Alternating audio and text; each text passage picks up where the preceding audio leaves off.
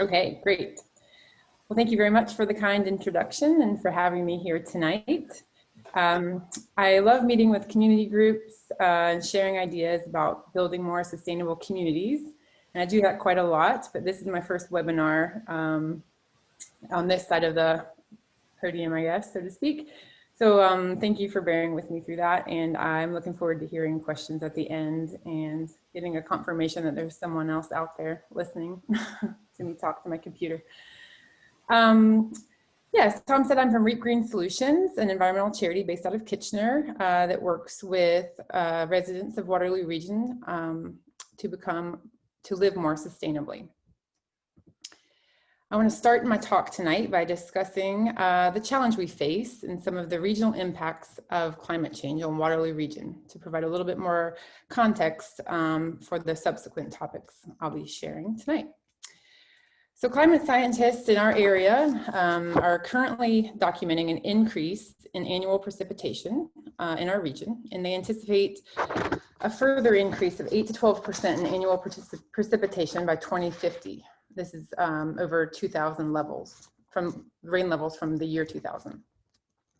Furthermore, it's anticipated that we will experience more extreme heat during summers, as well as more freezing rain events in the winter. So on whole, we can expect to see increased rainfall, increased intensity of that rainfall, and hotter, drier summers. I forgot to start my timer, so there I did.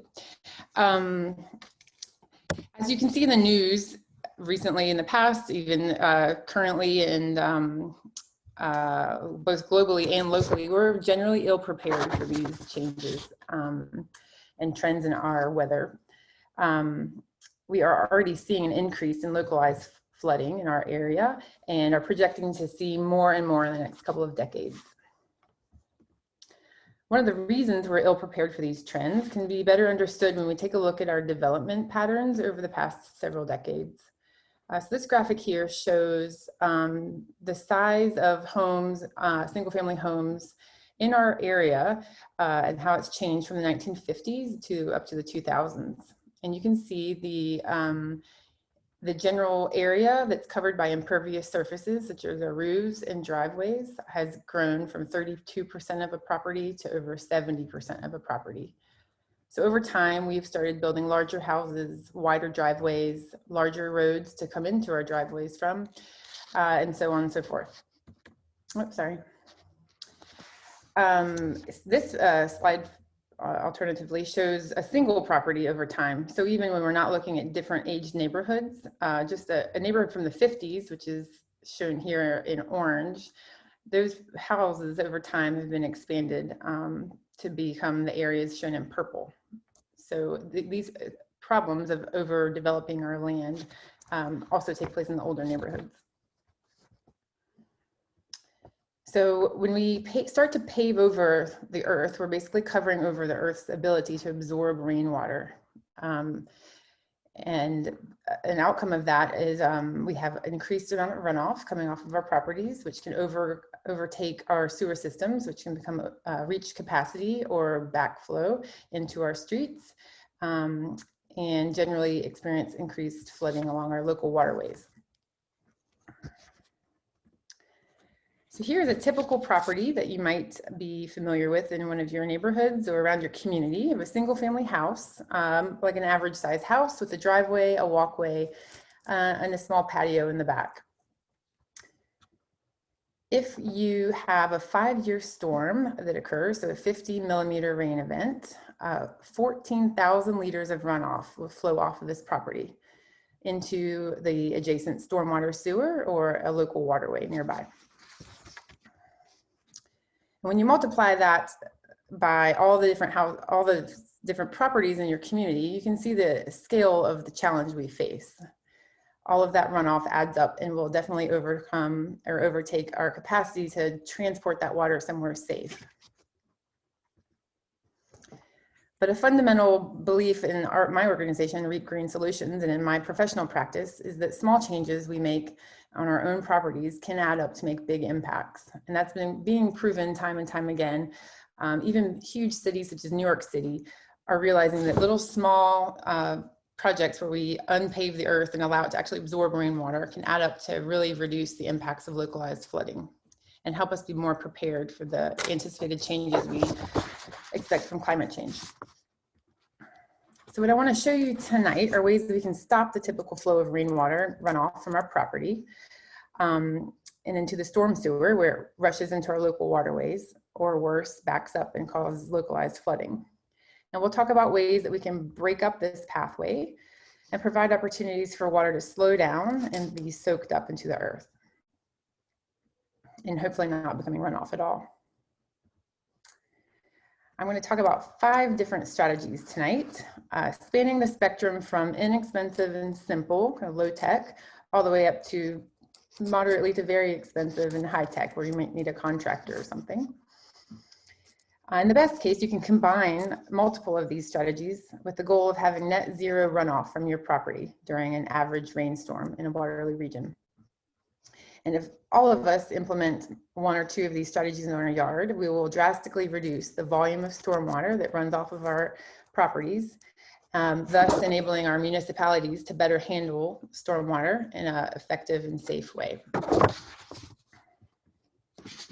So the first strategy I'll talk about is naturalization. That is a low maintenance landscaping style that manages stormwater on your property while providing habitat for wildlife, birds, and butterflies.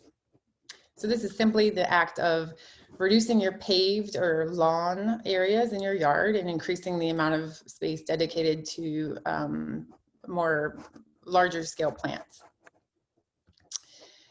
And this little diagram kind of explains why that's important.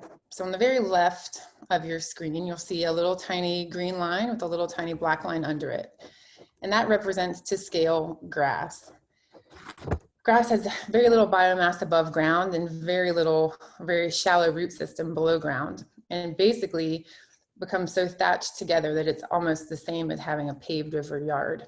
It provides very little infiltration. It provides very little habitat. All the other plants to the right of the turf grass in this picture are native perennials. So you can see the abundance of biomass above ground really helps to stop stormwater, the flow of stormwater, and slow it down, give it time to soak into the earth, while also providing a lot of wildlife benefits to birds and bees and other pollinators. And similarly, their root systems are way more complex than grass and really help soak in the water into the earth, filter it, and ultimately transpire it back out into the air. So if this test property I mentioned earlier were to naturalize all the turf area that's currently green in this picture, that would have sort of a medium impact factor for their runoff, diverting approximately 10% of that 5-year storm. The next strategy I'll talk about would be trees.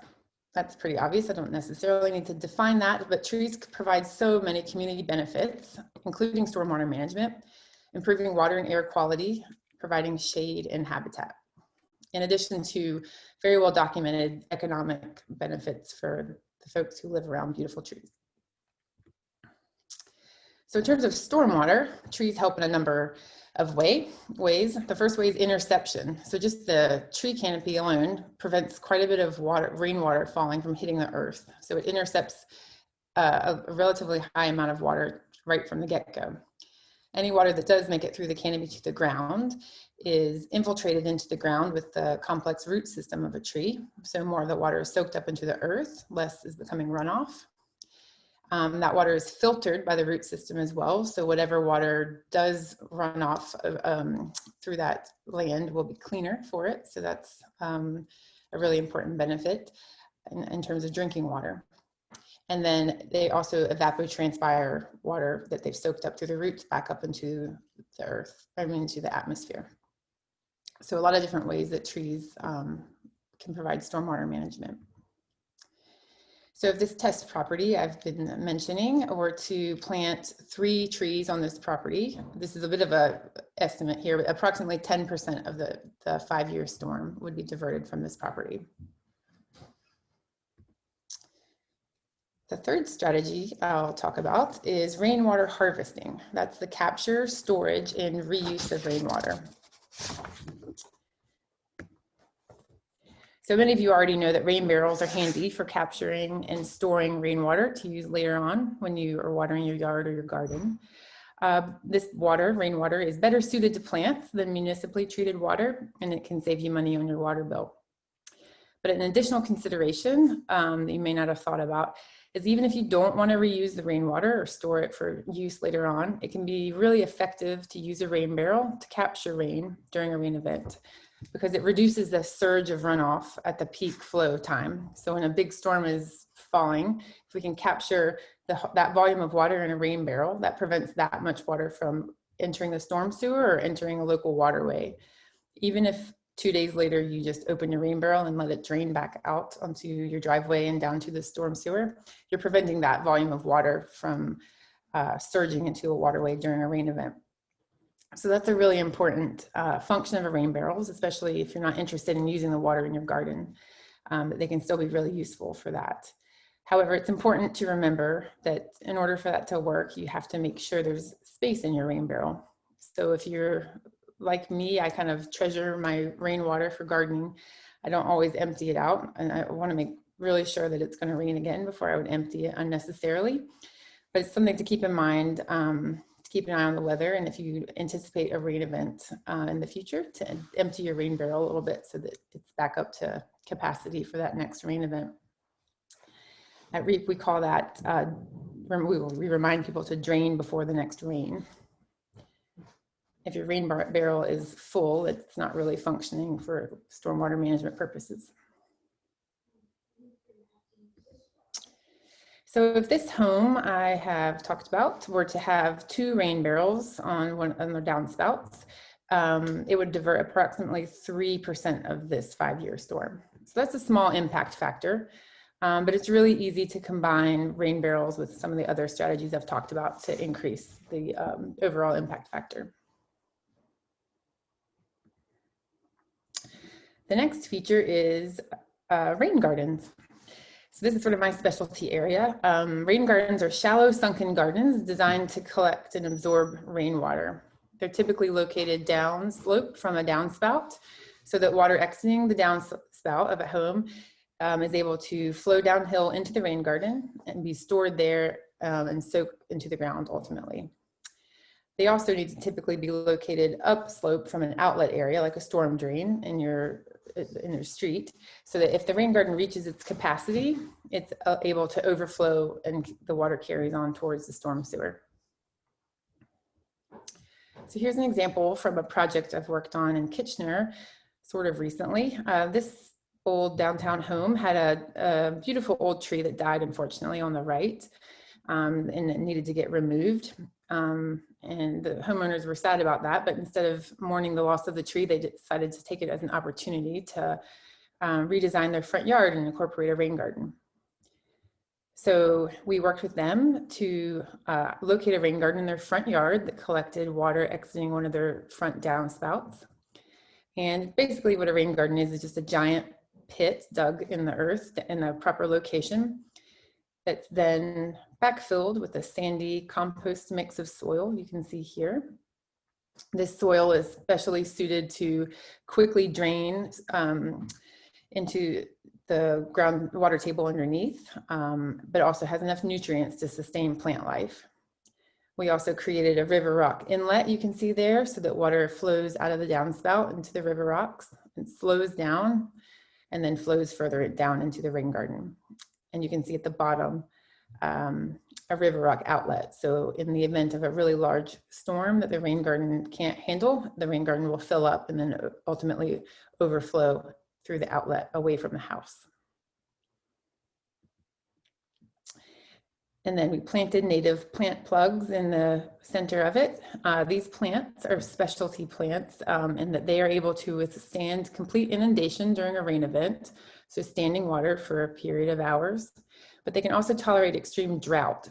So while a rain garden is located in a shape so that it can hold a lot of water, the soil is drained quite quickly. So when we have between rain events, it's very dry soil, so kind of drought conditions. So there's a suite of native plants that can tolerate both inundation and drought, and those are the types of plants we put in the rain garden. And the plants, like in the diagram I showed earlier, grow large biomass above ground, and grow deep complex root systems below ground, which really enhance the function of a rain garden. And that's what it looked like at the end, the day we planted it. So the plants are kind of babies here, and just 3 months later, it looks like that. And it looks a lot more mature even now. That was a couple years ago. So what I showed you just now was a complete kind of front yard makeover project. But for those of you who already have an established garden or don't want to bite off that much, we worked with another homeowner just to simply extend her existing garden beds out further into her yard and created a rain garden that way. So I like to show this example to folks to just to avoid the conception that you have to completely redefine your whole yard to include a rain garden. You can often find creative ways to sneak in a rain garden within your existing landscape. So rain garden is a medium to large impact factor on our test storm here. A typical residential scale rain garden can hold about 1,000 to 2,500 liters of stormwater. So that would divert approximately 15% of our 5-year storm. It would divert almost 100% of our 1-year storms. So most of our storms are less volume than the test storm I'm talking about here. So the majority of our rain events in Waterloo region would be effectively stored in a rain garden. You have very few times would it overflow during a heavier rain event. And the last strategy I'm going to share is the most complex, but it's also often the most effective, and that is permeable paving. So permeable paving is an alternative hard surface feature that allows water to flow through it and be collected in a stone reservoir below the surface. And ultimately the water is then absorbed into the ground and hopefully reaching the water table. So the important aspect to permeable paving you can see in a cross section like this. The top layer is where the unit paver lies. So that's kind of where the fun decision making comes in if you're doing a project at your house. There's a variety of different types of pavers you can use on the top layer: plastic, poured concrete, or precast concrete, or unit pavers. But the most important factor here is that the pavement has joints in it that are held open and allow water to fall on your driveway, for example, and go through the cracks into that stone reservoir you can see below there. So I'll share two examples of some kind of makeover projects we've done with residents in Kitchener using this technology. So this is a homeowner that had a lot of drainage coming from her backyard through her front yard. You can see the downspout kind of going across her house there. She was also dealing with runoff from her neighbor's property as well, which is often the case. Stormwater doesn't abide by property boundaries. So this driveway, you can tell, has some degradation from all this water flowing over it and the freezing and thawing that had occurred over a period of years. So we helped her come up with a plan and hire a contractor, and she ultimately had this. So she installed a rain garden beside her driveway to intercept more of the runoff coming from her neighbors, and then a permeable paver driveway to intercept more of the water coming from her property. This is a woman who lived in a low point in her neighborhood. So while she was doing a lot of really great things in her yard, she was living in the low point in the neighborhood right by a catch basin from the storm sewer. So the impact, the actions of all of her neighbors ultimately affected her because that storm sewer reached capacity frequently and backed up into her yard. So she'd be pumping water out of her yard in the middle of the night in a rainstorm and things like that. But it was a good example to see how the actions of all your neighbors can sometimes unfairly affect certain properties. But the good news, the flip side of that, is our positive actions can equally impact others. Here's a rental property in downtown Kitchener. So as a rental property, they valued parking more than anything else, just so that everyone can have a parking spot. And here's the after, when they incorporated permeable paving in the driveway and the walkway, as well as naturalized landscaping. Here's a bird's eye view shot of their permeable paving. So this is an important thing to note. So the pavers all have a mechanism that prevents them from butting together, and just so their joints are held open. And in the joints, instead of a solid polymeric sand or mortar, there's little granules of sand that allow water to flow through underneath to that reservoir. Just giving you a time check, Becca. Okay, good. I'm almost done. So the impact of permeable paving for this test property would be large. You could divert 25% of the runoff by transferring the driveway and walkway of this property to permeable paving. So I've got my last few slides here, and then I'll hand it back over. So tonight I've mostly focused on residential projects, but all these strategies I've discussed can be implemented in community spaces. And in general, municipalities in our region are starting to incorporate these technologies into their standard practice. But we can always encourage them to do more of this. I find that private property owners working with municipalities results in the best outcomes in terms of dealing with stormwater in a sustainable way. An example of a community scale project we've worked on recently is in downtown New Hamburg. Not myself, but others from Reep worked with the Board of Trade to depave portions of the downtown in New Hamburg. So removing the impervious surfaces in some parts and restoring healthy soils, trees, and plants in those areas. So a way of beautifying the downtown, providing those additional benefits of trees and plants and green space, while also allowing the earth to absorb more water in those areas that had previously been paved. Here's just a little after of that. So you can see we've removed the paved area and restored the soil and plants. And the last few things I'll say, if you're excited about any of these projects I've talked about tonight, or you've got your gears turning a little on what you might want to do, but are disappointed it's fall and not the right time to tear up your yard or driveway, there's a few things you can do now. Reep has just launched our first annual native shrub sale. So if you're wanting to start naturalizing, you can consider visiting our website, reepgreen.ca, and checking out the native native shrubs we're selling this fall. And keep an eye out for us in the spring. We'll be announcing a variety of workshops to help homeowners design plans for their own yard. So if you're interested in any of the ideas I talked about tonight, you can check back with us in the spring and hopefully move forward on some of your ideas and get some particular guidance on how to implement them in your yard. And we also do a native plant sale in the spring where we sell garden kits that are specified for sun, shade, or rain and contain 15 native plant plugs and guidelines on how to plant a rain garden or naturalize other parts of your yard. So with that, I will say thank you for your attention tonight and for joining us, and I'll look forward to answering some of your questions later. And thank you to the EcoBoosters for all the work that you do and for inviting me to share here this evening. And as well, thank you everybody for giving up your evening to come and hear us speak. Thank you, Becca. That was a great presentation. At the top there, you can see a small icon of the UN Sustainable Development Goals. And as we go through the presentation, just as a fun thing, you can count up and see just how many Grand River Food Forestry hits with our work. So first, we want to start talking about industrial farming complex, the climate impact and the global increase in food prices. The UN Food and Agriculture Organization has made a powerful plea to return to regenerative farming based on agroforestry. Dalhousie and Guelph universities both have reported over the last few years that we've had an increase in food prices of 3 to 5%. So that means fruit has gone up 12% and vegetables 18%. Now that should give us all pause because it's higher than the inflation rate.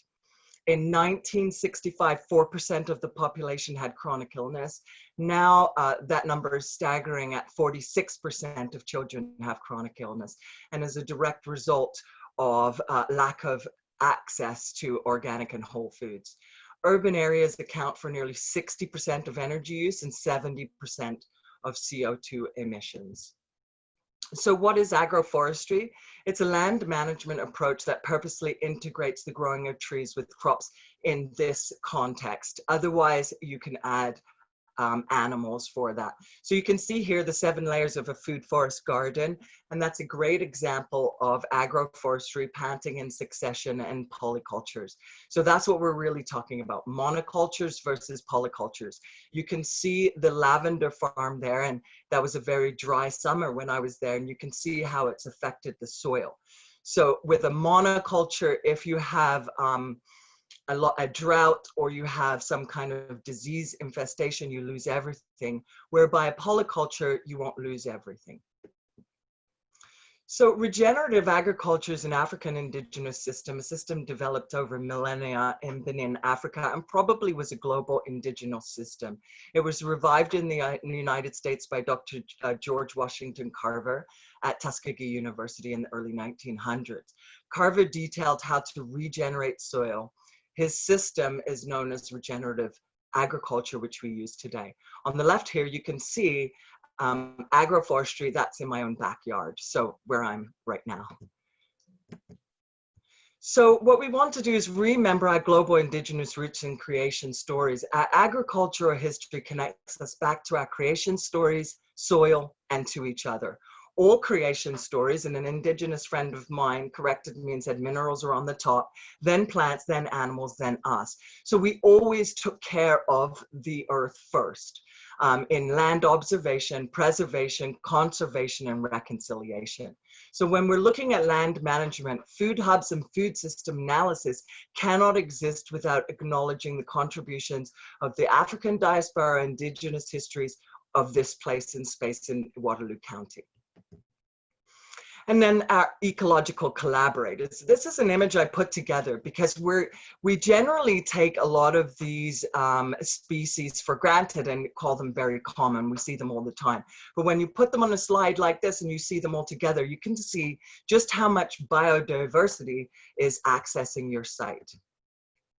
So, and if we go back to when we were isolated at the beginning of this awful pandemic in COVID, the planet healed while we paused. Air pollution levels had plummeted.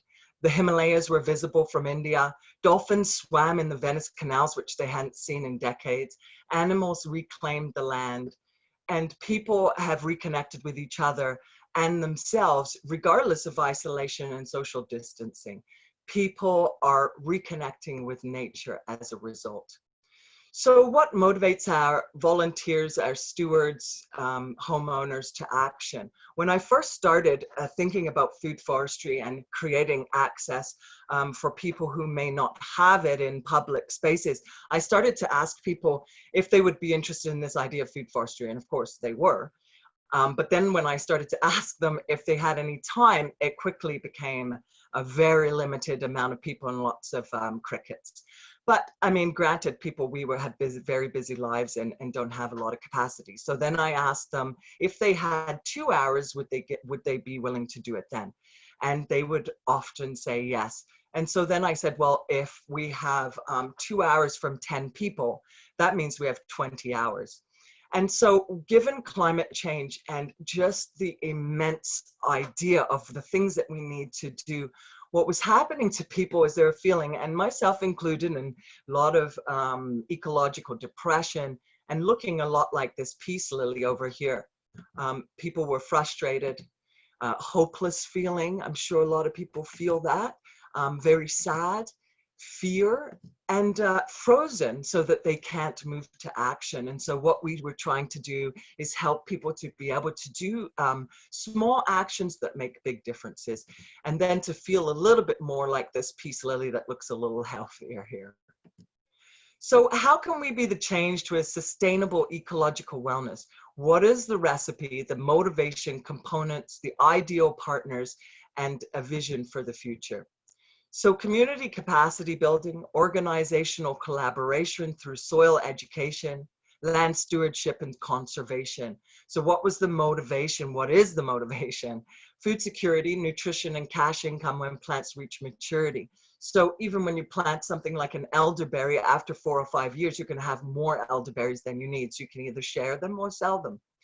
Forests are a habitat to an estimated 80% of the world's biodiversity. So there's a lot going on in these forests.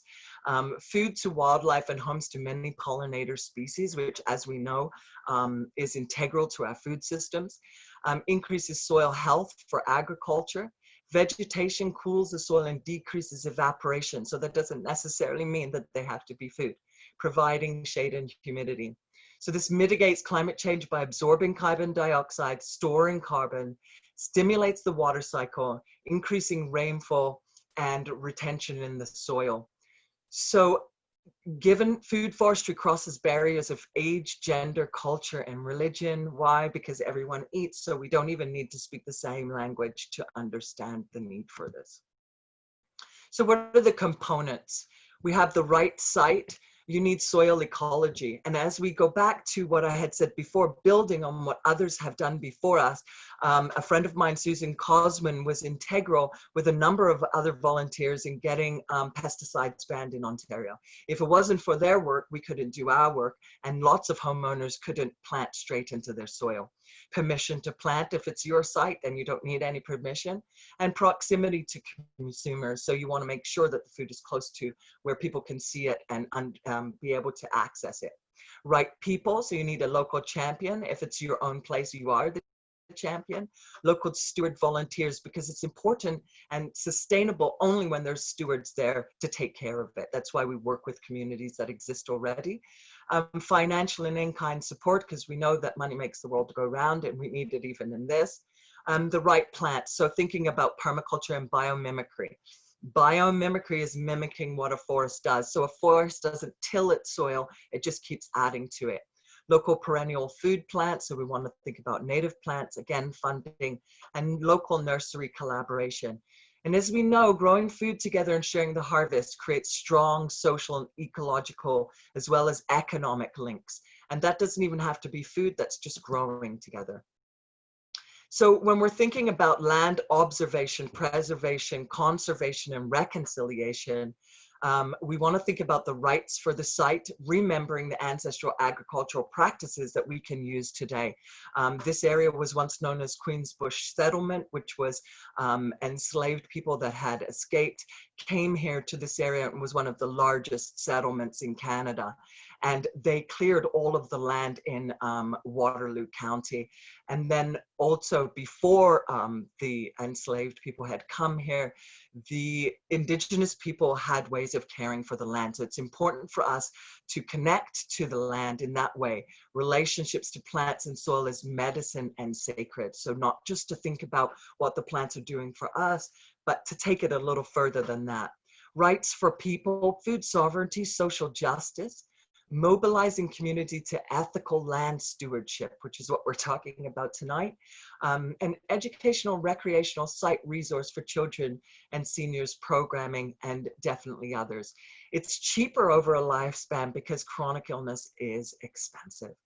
And then the rights for plants, so enhancing native plant species, enhanced food and habitat. Restorative and regenerative agriculture equals nutrient-dense food, biodiversity, and carbon sequestering. So just like the plants, we need to slow down to speed up. So again, back to the components, this diagram is something that we use to look at how sun enters your site and where the winds are and that kind of thing. So you want to utilize the energy already coming into your property, which creates less work. How does water run through your property? Looking at sun, wind, and soil type. And so also what animals are accessing your property and where will give you a good idea of what you can grow and where on your site. So swales on contour is one way that we work with water, as Becca was saying, and holding the water and keeping it from going into the watershed and then utilizing it on your site. So we do this by creating swales on the contour, so we'll grow in the berms, and then as you can see there in the image, the water holds even though it's not raining. And what that does is that it provides water, obviously, to the plants that are there, but it also creates small tunnels in the soil, so that if you have compacted soil, it will slowly work through that and then increase the air that's coming in there, as well as microorganisms that are beneficial to soil health. So the ecosystem services are harnessing natural energy sources on your site, which is critical. Holding water, maintaining and restoring soil fertility, diverting water from overextending watersheds and watercourses. So this is a residential site map. This is my house, actually. And when I moved here, my house is downhill from my neighbors over here. This is where my neighbor's house is, and I'm downhill from there. So when we had first bought the house and we had a good rainfall, I was in the basement and saw the water trickling down the wall like a waterfall. The quote was $14,000 for the outside, $10,000 for the inside. And I think I did it for $1,000 with a number of helpers to dig the holes and such. And so what I did here, you can see that I've created these entrances. So this is a berm, but access is for the water to come in, and then have controlled the water to go towards the beds that I have on my site. And then it goes all the way down. You can see it goes from the back. I have berry bushes all along here, and the water goes all the way down here. So it never really reaches the watershed, which is here, because it's utilized before it gets there. And the other thing is that when you're utilizing water that way and you want to go away, or you're not going to be at your property to water it, this will help that over the long run. So where does food begin? I'm a little bit of a soil nerd. The power of soil: it's a water purifier, carbon absorber, food producer, habitat provider, and really the list does go on. So when we were looking at what organisms are beneficial, there are so many in our soil. 1 hectare of soil contains 15 tons of organisms, which is the equivalent to the weight of 20 cows. So that's all already in the soil before you start tilling. I'm a visual person, and so if you look at this teaspoon here, you can see that you would know that there are millions of biotas in there that are beneficial. I sort of think about soil in the same way as I think about the sky and stars, is that it's exponential and we don't know a lot about it. Soil is very similar. Last year, I was at the Soil Symposium in Montreal, where I did a talk there with David Johnson, who's a molecular biologist and research scientist. And he brought up something called quorum sensing. Now, what quorum sensing is that there's small biotas in the soil that are different species, maybe 5 or 6 of them, that need to get together to then produce something else that they all need. And I think that that's a great example of what community should really look like. When we're thinking about soil, the organic content in soil determines the water holding capacity. Soil organic carbon determines the nutritional status of plants. It buffers climate change. Water vapor accounts for 95% of the greenhouse effect causing climate change. So in permaculture, we use a technique called lasagna gardening. Oops, sorry, I've gone a little ahead of myself there. Let's see if I can get back.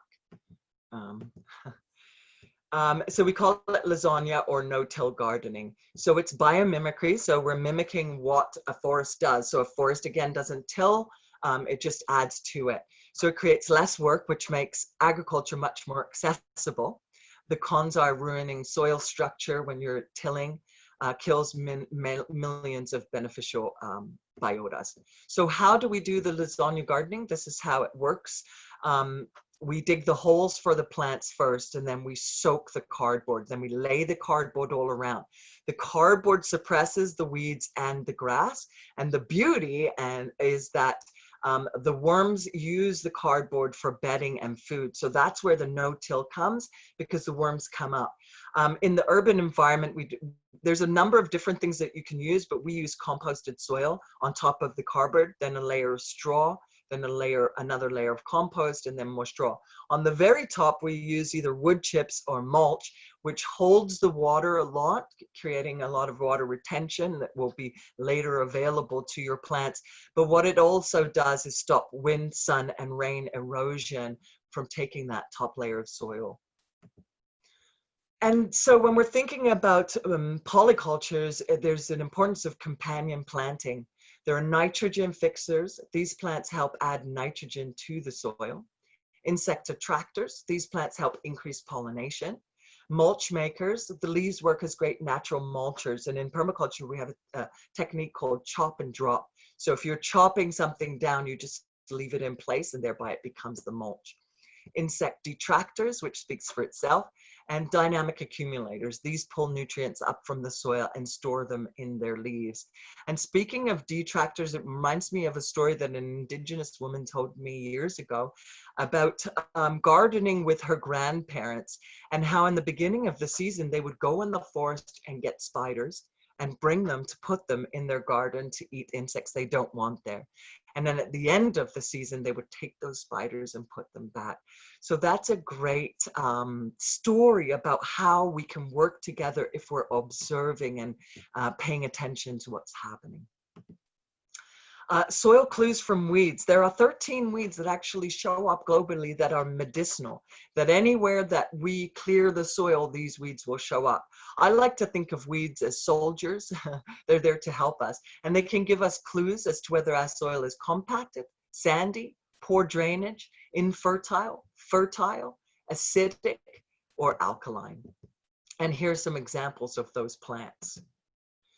So our ideal partners are schools, universities, churches, community centers, long-term care facilities, parks, and private properties. We've worked with all of these people, or these groups, I should say. So, and we want to think again about the right site. The owners of underutilized green spaces give permission to plant. If it's your site, you don't need that. Right plants, access to funding sources for plants and permaculture experts, or just to study and understand permaculture, because it creates less work for you and the most amount of gain later on, whilst increasing biodiversity and regenerating soil. And the right people, an existing community of people that may benefit from the project and live in walking proximity to the site. So nature-based solutions contributes to up to 30% of the carbon emission intake required to keep global warming below 2 degrees. So regenerative and restorative land practices is integral to this. Expanding the agroforestry movement, be the seed.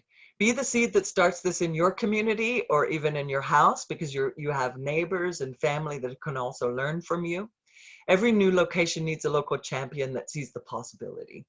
Make connections, build momentum, coordinate projects, and social permaculture for nurturing effective groups, harvesting, cooking, coming together around these food forests. Look for opportunities. You can find them with city climate change policies, land development, underutilized green spaces. You can become a bee city. Which means that your city will then look at underutilized spaces and try to wild them in a way so that they become habitat for pollinators and food, of course. We used to say, we always have these taglines and then we let them go. We used to say children are our future, and somehow we dropped it off. I want to bring it back, because really children are our future. We need to educate and involve them. You can find them in your local community, church, or at school, from your friends. Inspire, motivate, and support these youthful ambassadors.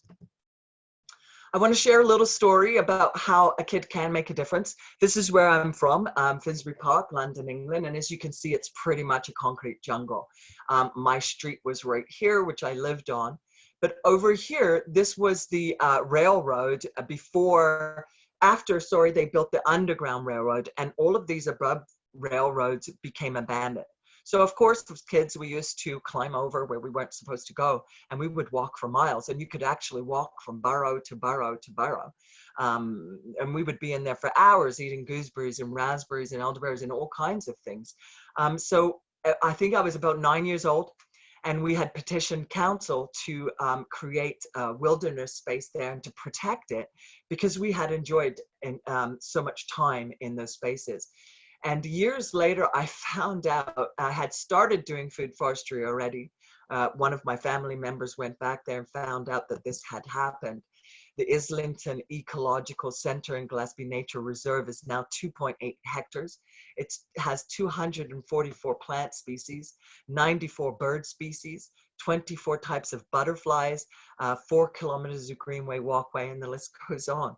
And so I had called them last year, and they invited me to come to their next meeting, which I said it would be a pretty long commute. But I had asked them if anybody from the 70s, which it was when we petitioned council, were still active. And they said, everybody but you. So I said, I'm still active, I'm just not over there. So I would like for people to grow food anywhere. You can see this right here is my sister's 4th-story apartment in New York City, and she grows food there.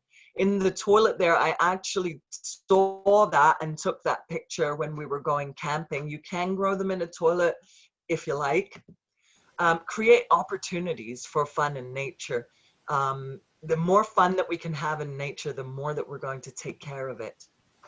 So as you might have noticed, our vision is land observation, preservation, conservation, and reconciliation in land acknowledgement, food security, sovereignty, and justice for all. We invite you to join us. Together we have the capacity to create a resilient and restorative ecological future for all our relations. And so here are the number. I don't know if you were counting along or you were involved in that little game. But it turns out that we hit all 17 of the Sustainable Development Goals. I did a talk in Huntsville just before we hit COVID and pandemic, and I had only 12, and the participants of that workshop then went on to tell me how we had the other 5 and the reasons why. Thank you so much for your time and listening. I'm always happy to share. My husband's happy that I do these talks because now I don't talk to him as much. Thank you so much. Each of you. So let's just go with the first one up here is for Becca. Does the rain garden rely on there being a slope on the yard? Yes, in general. However, that slope doesn't have to be naturally occurring necessarily. So in one of the images I showed of the front yard project where the tree had died, they had a relatively flat yard. The fortunate thing of digging a large rain garden pit in your yard is you're generating a lot of soil. So we use that soil to create berms, sort of like Nicola showed, so that we created the topography the way we wanted it to be by building berms in areas where we didn't want water to flow and creating the inlet and outlet. So the topography of your site is very important, but you do have some capacity to change it a bit to facilitate a rain garden. Okay, great. I'm going to skip down the list here a little bit for one for Nicola. You've mentioned a few times returning to our history and reconnect with our African indigenous ancestors. How do we do that respectfully and not appropriate a culture? That's a great question. I think dialogue is everything. So in talking to people of color, in talking with indigenous people, that's how we can move forward. And we really need to do that in terms of land acknowledgement and the reconciliation that we have on land. So it's about thinking more about what you're doing on the site and what the histories were of the site beforehand. I'm not sure if that answers your question. Does it? Well, you know what we can do is, because we'll be giving out your contact information later, whoever asked that question, they can contact you if they'd like to get some more discussion with you. Yes, because it's also, I mean, it's time, like we have these global indigenous practices, it's time to share them. And I think that that's what everybody's doing. And the only way that we can foresee climate change future is if we're working together. Right. Okay, next one for Becca. How do you research local/native plants? Ooh, that's a good question. If you want to do in-person research, I highly recommend going to the Royal Botanical Gardens or any sort of arboretum that has marked plants. That's a good way to see plants like in situ, see what kind of growing conditions they like, and get ideas of how they might look in your garden. One thing we've discovered recently is it is hard to acquire native plants, sadly, as a homeowner. So many plants native plants in particular are sold large scale to wholesale at a wholesale facility. So they're hard to acquire if you just want a few for your yard. That's the gap we're trying to fill with our shrub sale this fall and our spring garden kits that we sell, but it's not perfect. There are a few other sources. You can go to Ontario Native, onNativePlants.ca, I believe, is a good source online. And then occasionally at local garden centers, they have some, or they have kind of native adjacent plants, which some people call nativars. So they're not purely native, but they're similar, close enough often. But yeah, so I would look online or go to a botanical garden or an arboretum nearby. Great. Okay, and next one for Nicola. Please define biotas. They're small microorganisms that you can't see with the naked eye. They're beneficial insects. Is that the right way to say? Is that the proper pronunciation? Yeah. Biotas? Okay. Biota. Yeah. All right. Okay, Becca, I'm not sure exactly what improvements, but what's a rough estimate on cost for these improvements? I'm not sure what specific improvements they're referring to. I'll assume it's for the more complicated ones like rain gardens and permeable paving. And rain gardens like the ones I showed would range, well, there's a few factors. So before you start constructing a rain garden, you need, or a permeable driveway, you need to test your soil. So how well draining is your existing soil? If you have a very sandy yard that's well drained to begin with, you don't have to dig up as much soil or purchase as much soil to replenish it with a sand and compost mix. So that would drastically change your budget. If you're sitting in a yard of clay, you're going to have to export clay, which costs money, and import soil, sand and compost, which costs money. So the ones I showed had, we did import soil just for the sake of the demonstration, and they cost, the first one was about $1,500, not including labor because we built it as a community activity. And the second one was $750 or so, and again, not including labor. The big factors that would impact your budget are how much soil do you have to purchase based on your native soil and who's building it, if it's free or not. Okay. All right, thank you. Question for Nicola. Our church has tried to start a food forest. If we wanted to get some more guidance on it, could the Grand River Food Forest Group give us input? Absolutely. We do consultations all the time. Absolutely. We're happy to do that. Okay, and the best thing would be that they would just contact you with the information we're going to provide everybody. Yeah, absolutely. Great. Yeah. Okay. Okay, this one, Rebecca, is the vegetation route graphic available online? The native plant graphic is available online. I can also provide the source. I don't have it on the top of my head, but yeah, I can provide that. It's very compelling when you see how lame turf is. Yeah.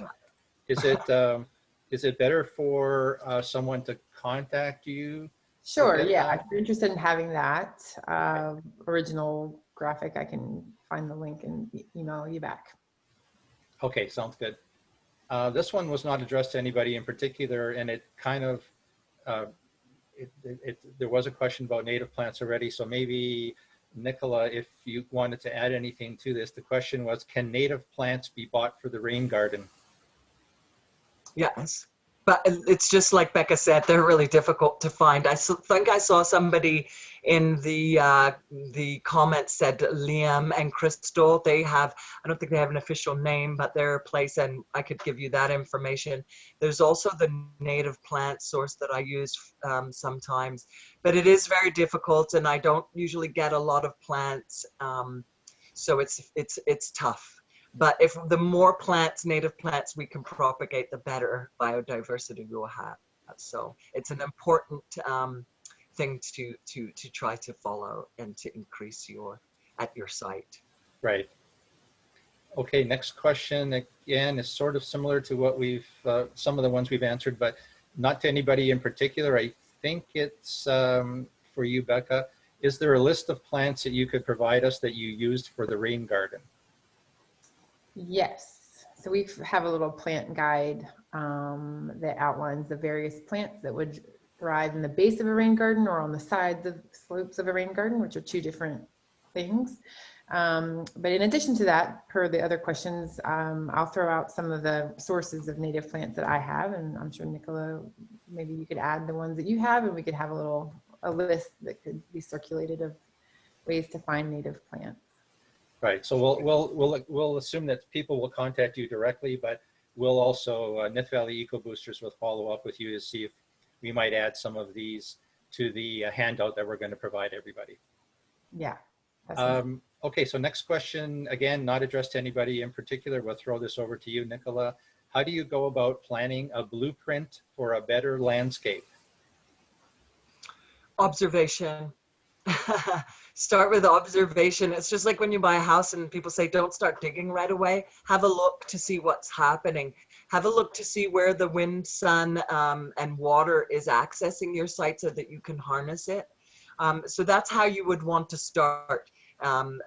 As you saw my site that I had, that I posted here, of my house and the water running this way, and you could see the arrows based on where I put berms and things. So it's just like Becca said, you can change the topography of your site to fit what it is that you want to grow. So you would want to start with your structural plants if you've got space for like trees and berry bushes, and then plant in succession, and with polycultures and lasagna gardening. Okay. All right, next question for Becca. Do you provide advice to institutions in Waterloo region? Generally, yes. Reep typically works through various municipalities to run programs that would help institutions and or homeowners. So the answer to that's a little bit nuanced depending on where whoever is seeking help, where they are located and what sort of agreement we have in place with the municipality. We find it easier to take action and educate homeowners when it's sponsored by the municipality, rather than we do fewer fee-for-service type programs in my area. But that's changing. So we are currently working with City of Kitchener and Cambridge doing backyard tree planting programs and things like that. So we offer a host of advice to various landowners, and depending on where you are and what advice you're seeking, the answer might be a bit different. Okay, great. Next question for Nicola. Due to COVID-19, many families have started their own backyard gardens. How can we promote backyard gardens and keep this momentum going for both young and old alike? Share what you're doing. Let other people know what you're doing. Let them know what you've grown. Share the food that you've grown. Yeah, just keep talking about it and keep doing it. You know, there used to be a time, and it's not that long ago. It's a blip, really. It's 50 years ago. Most people's grandparents grew tomatoes and cucumbers and peppers and those kinds of things. Everybody was doing it at one time, and we just stopped doing it. So it's time to go back to that, because the closer the food is to you, the higher the nutrition value it is. So definitely encourage more and more. And there's lots of grassroots organizations that have popped up due to COVID that are to help you do that. There's Grow a Row, one that I can think of offhand, which is if you have a site where somebody could grow a row of food to share with community, you can do that. So there's lots of ways to get involved for sure. Great. Okay, there's two questions here that both have a rain barrel tie-in. So for Becca, where do you suggest we buy rain barrels? Does the region supply them or provide at a reduced price? And is there an equation for people to use to estimate how many rain barrels they should have per roof size? Yeah, good question. So where to buy them? I guess this past spring, everything got waylaid with COVID. Typically there is a regional rain barrel sale and you can get them for pretty good value that way. I'm not sure what the future of that will be for this coming spring, but otherwise I would go to rainbarrel.ca where you can get all your rain barrel needs, and they filter the sales through various organizations. So you can kind of use it, it's used as a fundraiser too. So if you wanted to support a particular organization on their website, you could buy one through the fundraiser. Or if you wanted to host a fundraiser and sell rain barrels, you could sign up, like your school or something could sell them and get a portion of the proceeds. So I like to support that idea. In terms of an equation for how many you would need, I guess I would say it's more about how much water you would want to use and or how many downspouts you have. So like 1 per downspout. If you're not planning to use the water, 1 on all your downspouts would be a great start. And like I said, if you drain it between rain events and just let them fill up, that would hold less than 1 of our typical average rain events. Again, depending on the size of your house. If you want to water a larger area, that would be where you'd have to do the math of kind of calculate the square footage of the area you're wanting to water and multiply that by the amount you want to water it to figure out the volume you need, and then divide that over the number of downspouts you have. Yeah. All right. And again, something when it gets complicated, they can contact Reep for some help. Sure, yes. We also do some rain barrel workshops that and have some YouTube videos for how to install them. Okay, great. Question for Nicola. What are some best practices to prep a no-till garden for the winter? Excellent.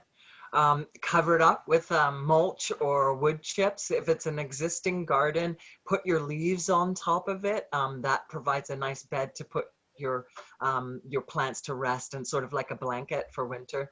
Often if we're going to build a site the next year, we'll prep it the year before. So wherever we're going to plant, we'll put cardboard. Especially I've done it mostly with compacted soil where the soil is really, really hard. So what we'll do is we'll prepare it in the fall so it has all winter to compact down and decompose. And so when we get to it in the spring, the soil is much easier for us to go through. And then you can just shift things aside, plant your plants, and then cover it back up. So, and then you also don't want to take that blanket off of your beds until after first frost, is the scare of the last frost of the winter, because there's lots of beneficial insects and things, of course, that most people know are going to be in the leaves to help you. So it's best. It's really difficult. I have a hardest time myself not getting out there and starting to, like, you know, manipulate my garden. But I do my best to stay back until after, because then there's all kinds of butterflies and moths and things that we'll miss out on that we need in our gardens. Great. So it's a great question. Definitely take care of your beds in the winter. Just letting everybody know that we are running a little bit over. We're going to answer a few more questions. For those of you that do have to leave, you will see that little survey pop up when you exit the webinar. If you have a few minutes to fill it out, that would be great. Next question for Becca. Is there a fee for Reep to consult? I sort of discussed that earlier in that no, because we don't really do fee for service consultations. We work through our municipal partnerships. So if you're lucky enough to live in a city such as Guelph, we do consultations to Guelph residents about rain gardens right now because that's funded through the municipality. We've recently done that in Kitchener, and we're always kind of cultivating more of those opportunities. So certainly advocate for that service to come to your municipality, and I would love to look at your yard. Right. Okay, for Nicola, is it, and I'm sure this is fine. I think people can just contact you where we'll try to make it available. Is it possible to obtain the list of weeds that you put on the screen, the list that indicated what weeds say what about your soil? Absolutely, yeah. I can even send them the 13 medicinal weeds that show up every time. Okay. Becca, in your early slides showing the amount of runoff increasing over decades, should the 1980 slide be labeled 1990? It seems like an incongruity in the timeline. I'll have to look at that. I don't know.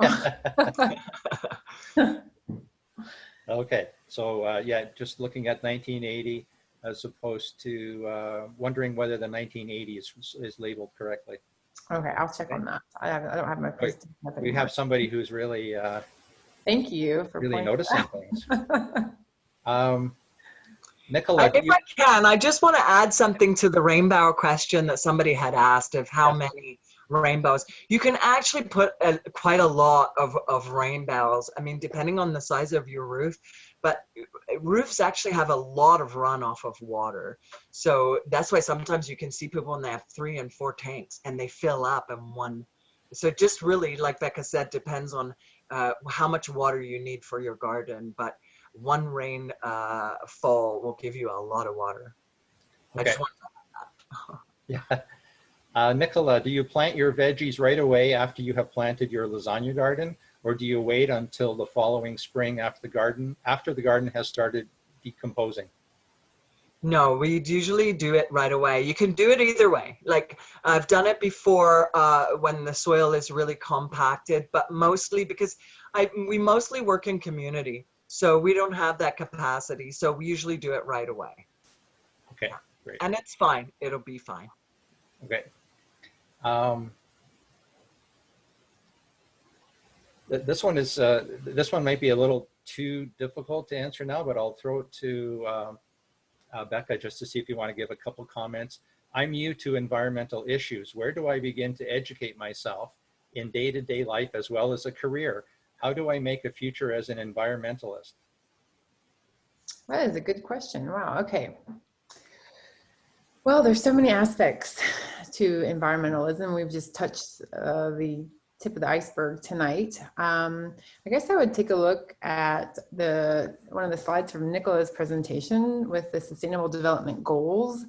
And keep that in mind and think about what are some of the biggest impacts of your lifestyle that you have. And you can, if you go to Reep's website, they have a climate action tool. It's like a little tutorial you can walk through, answer some questions, and it helps you understand some of the areas of your own life that are causing the biggest impacts towards climate change. So you can hone in on whether it's your transportation, home efficiency, your food habits or waste habits, and start to understand what changes you can make in your life that would make the biggest impact on reducing your carbon footprint. So that's a good way to kind of figure out where to start. In terms of career, that's a great question. Depending on, I guess I'm assuming you might be young. For me, at least, I first learned about the environment from a scientific perspective and kind of fell in love with, as Nicola talked about, the soil science and plants.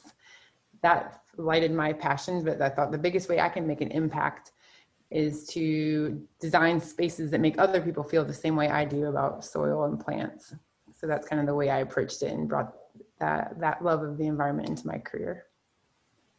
All right. So let's, unfortunately, we're not going to be able to get to all of these because there's still a few that are going to take a bit of time. So we'll have Nicola take one more question. And if your property is more prone to being dry and your yard is very large, so watering by rain barrel just doesn't work, are there some planting tactics or layering that helps to keep in water other than just mulch, or plants that are more drought resistant? Well, there's going to be a combination of things you're going to have to do, but the lasagna gardening, it really works very well, the technique, because it holds the water, the layers hold the water in place and allow air to go through so the organisms can get through it as well. So, and then also looking at how does water go through your site, because what would happen to mine that was compacted, the water would come through and just rush right over the top. So it never seeped down in. So making berms and swales on contour, if you have any kind of a slope, and just changing the topography of your backyard to enhance the water going in the directions that you want. Great. All right, thank you. And if you don't have a slope, you can create your own slope, or just create the berms by which the water will stay inside of anyways. Right, right. Great. All right, well, thank you very much. And I am going to just try to wrap things up tonight here. So I first of all want to start off by thanking both Becca and Nicola for your wonderful presentations tonight. And I think people have learned something. I certainly have learned something. And in terms of wrapping up for tonight, we just want to again reinforce that we're going to be sending everybody an email in the next few days that will have a recording of this webinar, so that if you would like to see it again or pass it on to somebody else, certainly that would be great. It'll have contact information for Becca and Nicola for the Future Ground Network, a document with summary of some of the highlights and resources that we've talked about tonight. If you didn't get a chance to do the survey tonight, that'll be a link will be there for that also. And also details regarding specific actions that you can take to show solidarity with Indigenous members of our community, and information about the tree planting that's going to be happening on October 24th in New Hamburg. So I wanted to thank again the Township of Wilmot for sponsoring our event tonight, for Future Ground Network for their technical support, and again, a reminder for the tree planting for those who are interested in at the end of October. So thank you very much to everyone, again to our speakers once again. Thanks for everybody who helped to put this together. Our members of the Nith Valley EcoBoosters who all got together to help put this together, and to contact Becca and Nicola to get this thing going. I hope you've enjoyed the webinar, have learned a few things, and more importantly, are ready to put some of the things that have been talked about tonight into action.